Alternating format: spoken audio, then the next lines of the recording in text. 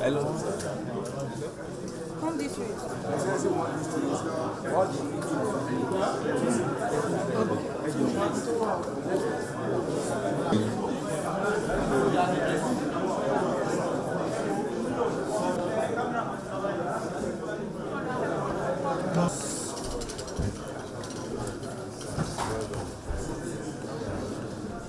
Shall we rise to be welcome the Executive Governor for your state, His Excellency Governor Sheyi Makinde.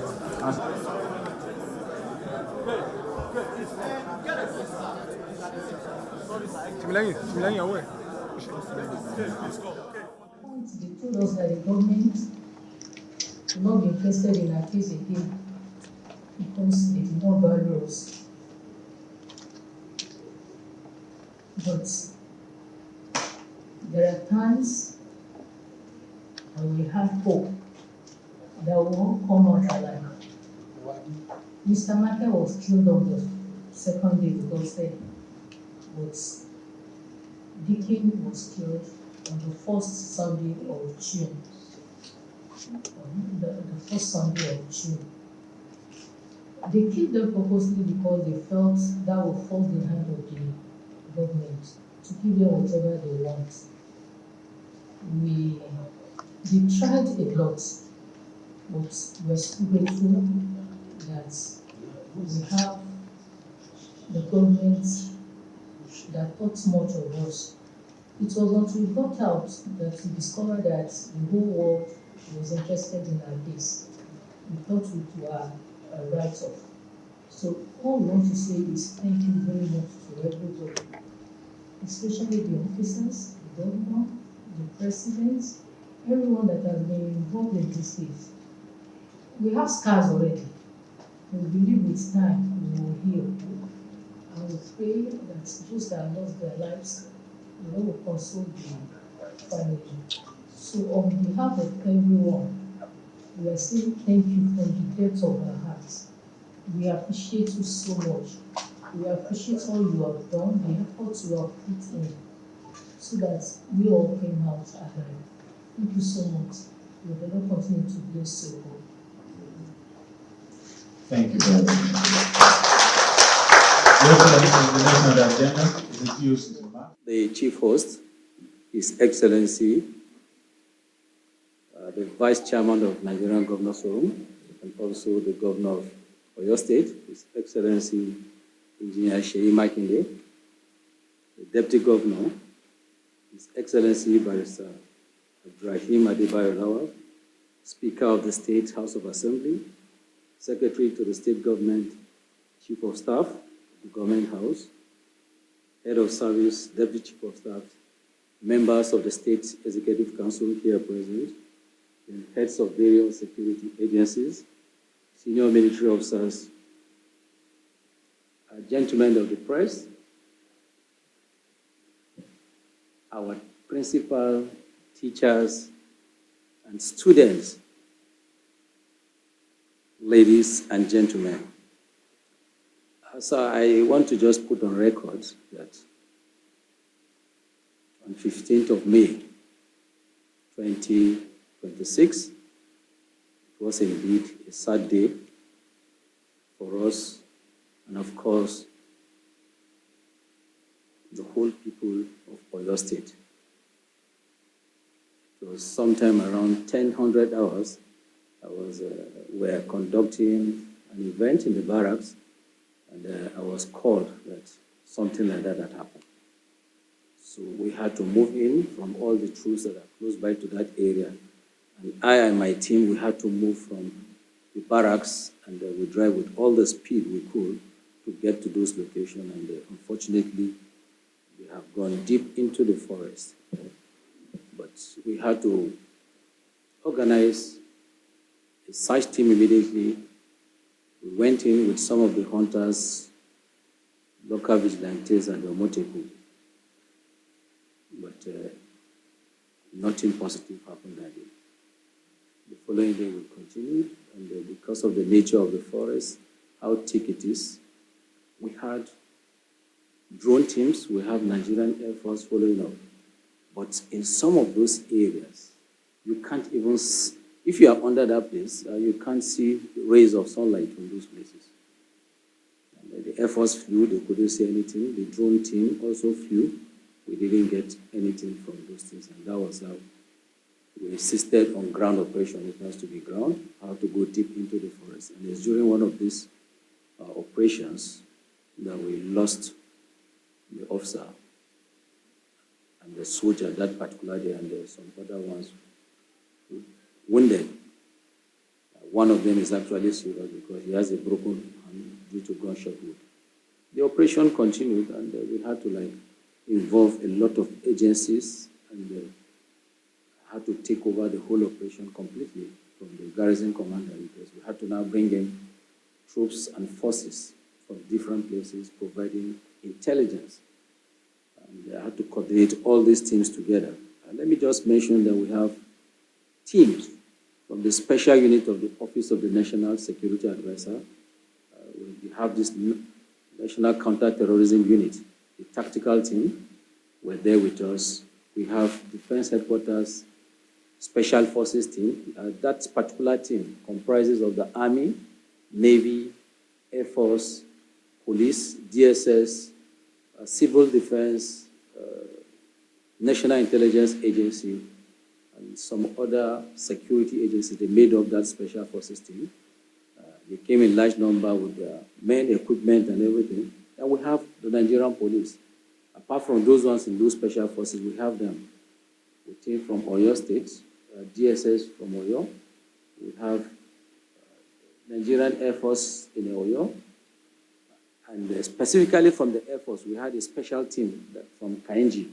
That is where they have that tactical operations group with all their fighter aircraft. National intelligence agencies were part of it. We have troops from the Operation Savannah Shield in Kwara. We had to bring them in to do a kind of blocking force from that northern side of the state. And of course, other security agencies, we have the local vigilante, like His Excellency said, we lost a few of those hunters too, Amoteku, and the rest of the others. And by the grace of God, on the 10th of July, we successfully rescued the 44 of them. Like she has mentioned, we lost 2 of the teachers while in captivity. And of course, the reason for it, she mentioned, but I've always said that we will never yield to terrorist requests.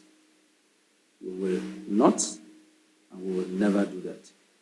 So the operation is a complex one. It lasted for more than a month, and it focused mainly on identifying the terrorist kingpins that masterminded the crime. We focused on also dismantling their network and cutting off their logistics and informants within Oyo National Park and other parts of the country. It interests people that we had to go start looking for other members of the team and even members of their family outside of Oyo, Adamawa, Kano, different parts of the country to get part of them. It was also what put further pressure on them. And we blocked, at the last phase of the operation that we had, was blocking their major logistic hub. And I'm sure I'll mention the town called Ashamu. To block the place, and it finally put pressure on them. And it was now they willing to release unconditionally. But we are not giving up on them. We say, no, it's not about releasing. We must see to the end of the terrorists operating in that particular region. And of course, indeed, the whole part of the country. And to the glory of God, we have them here. And of course, like His Excellency said, we suffered casualties from the military. And unfortunately, the day we buried the officer, that morning we buried the officer, it was that evening we finally rescued him. The officer was buried in Adamawa State. So We salute their ultimate, the sacrifice they paid and their bravery will indeed never be forgotten. Today, we thank God we are here to hand over the principal, teachers, and the pupils from the schools in Oriri.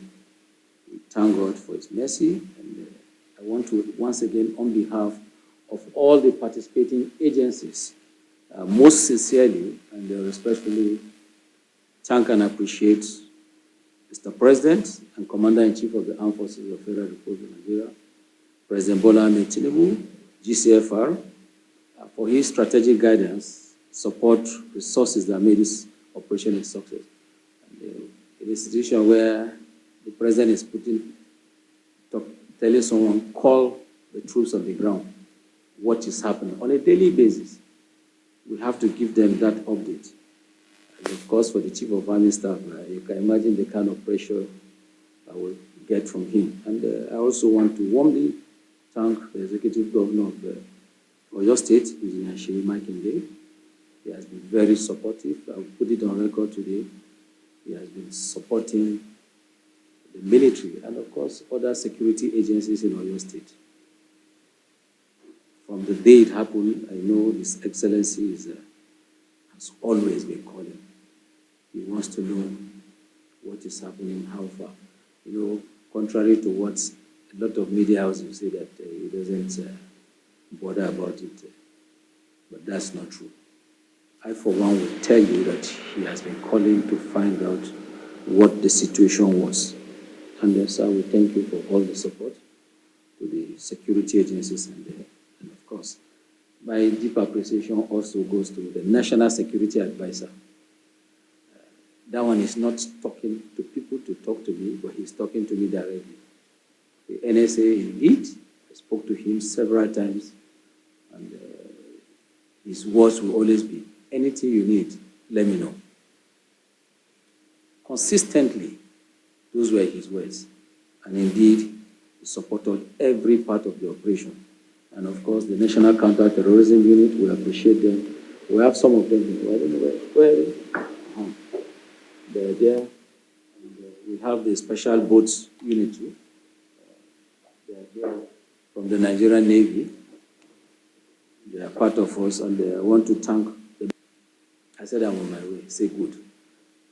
You know, the distance from here to that place is a bit far, and 30 minutes. You have not gotten there. He kept calling, and all through the whole event, he kept on calling to find out what we do.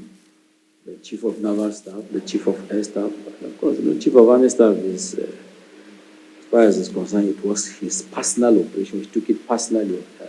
He was more or less on ground. Sometimes I don't have answers to their questions, but we thank God, and I thank all the security agencies, Army, Navy, Air Force, Civil Defense, I don't know, every one of you. I appreciate every one of you. And Your Excellency, I must say, CP used to send us food in the forest there. So I thank him. Gave us some special diet. Even, there are some places that are difficult, you can't do anything, but helicopter will sometimes come in. We came to time to pick up one of the suspects. The CP helped us to arrest. We were following them up, and we called the CP. There's this person going to this place, and the CP immediately arrested them. And we send an helicopter there, bring the person to us into the bush, who gave us relevant information as to where their camps were. So we thank every one of you, and we thank God that the operation has come to an end. And we also thank Professor Longe, and when they came in, he came with his team to support our medical officers there, and they did wonderfully. The pediatrician was there, recommended some food, and I'm sure that's why you see the children looking brighter. His Excellency saw them the day they came in, but we thank God they are looking much brighter today. Finally, sir, I want to sincerely thank the media and the entire Nigerian people. Thank you for the pressure. We are not accusing you but it's okay. Some of those pressures are necessary. We thank you for all you did, putting pressure on us. While we're doing it, we're not sleeping also. So, but we appreciate every one of you. We urge the good people of the state and indeed Nigerians to always provide us with relevant information that will help us. There can be security if the people are not part of it, because they are the people on ground. And maybe at a good time we'll sit down with His Excellency and the ceremony, we'll work out this issue of vigilantes and all. And of course, even within our system, we have the bad ones among them. So we have to really look at some of those local vigilantes and hunters, because from all we see, there were a lot of collaboration from some of them. We thank you most sincerely once again. And Principal, I'm sure you and your children will be fine. You are here, His Excellency will take care of you. So just relax. Thank you very much, sir. Principal, as a point of contact for the teachers, the pupils, well, we thank God for your safe return.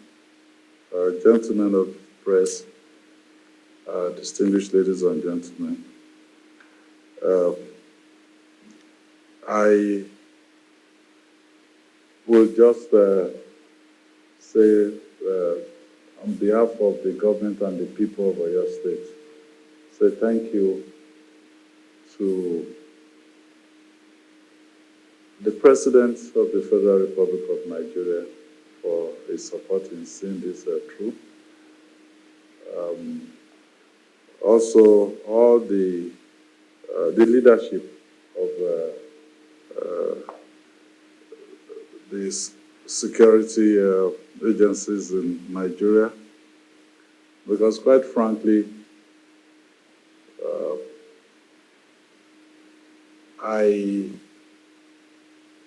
I'm still short of words, because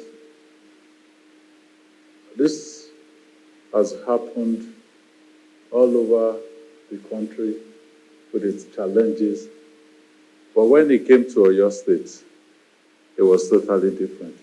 The whole world rose, and in unison, they kept calling for the safe return of the teachers and the students. I can only just thank the Almighty God for His grace over this state. I've stayed there 7+ years here. This is my very first time of witnessing something like this. It has never happened in Oyo State. And I do pray that this is the last time we'll witness anything like this. To the teachers, the students, I know it's a long road to recovery. What you've passed through in 56 days, we cannot undo in